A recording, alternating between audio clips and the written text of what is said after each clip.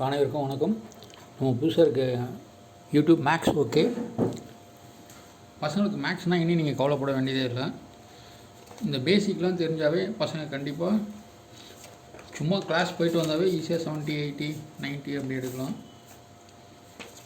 இங்கிலீஷில் தமிழ்லாம் சின்ன பிரச்சனைலாம் இருக்கும். தமிழில் ஸ்பெல்லிங் மிஸ்டேக்லாம் பார்த்து எழுதணும். இங்கிலீஷ்லேயும் இஸ் வாஸு ஹேவாஸ்லாம் பார்த்து கவனமாக இருக்கணும். ஏதாவது குழப்பமாக இருக்கும். மேக்ஸில் தெரியும் தெரியாது, தெரிஞ்சால் ஓகே, தெரியலனாலும் தெரியல, அப்படியே நிற்க வேண்டியது தான்.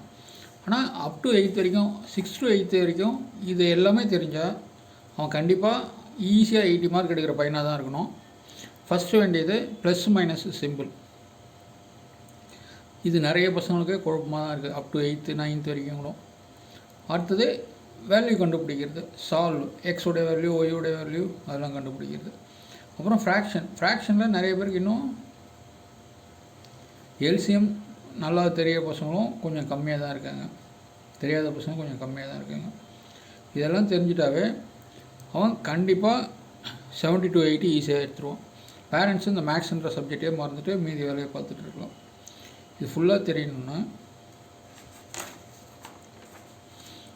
இந்த கொஸ்டின்னா பசங்க ஃபஸ்ட்டு பார்த்துட்டே போனால் எல்லாம் ஈஸியாக இருக்க மாதிரி தான் தெரியும். ஃபஸ்ட்டு இதை கொஸ்டினை ஒண்டி ஃபாலோ பண்ணிவிட்டு இதுக்கு ஆன்சர் எழுதி பாருங்கள். இது என்னென்ன சொல்லியிருக்கணும், இந்த 10 சம்முக்கும் ஆன்சர் கரெக்டாக போட்டேன்னா அவனுக்கு சிம்பிள் பிரச்சனையே இல்லைன்னு அர்த்தம். இந்த மல்டிப்ளிகேஷன்லேயும் ப்ளஸ் மைனஸ் இந்த சிம்பிள்லாம் கொஞ்சம் குழப்பம் வந்துக்கிட்டே இருக்கும். இதுக்கப்புறம் நிறைய இருக்குது. எல்சிஎம் எடுத்ததுக்கப்புறம் ஃப்ராக்ஷன் அது போக போக பார்த்துக்கலாம். இப்போதைக்கு பேசிக்காக சிம்பிள் டவுட் ஒண்டி இன்றைக்கி கிளியர் பண்ணிக்கலாம்.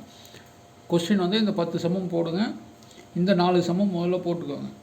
இது போட்டு முடித்த பிறகு நான் உங்களுக்கு ஆன்சர் ஒரு 10 நிமிஷம் போட்டு தரேன். அதை பார்த்து நீங்கள் கரெக்ஷன் பண்ணிட்டீங்கன்னா அதுக்கு அடுத்து போயிட்டுருக்கலாம்.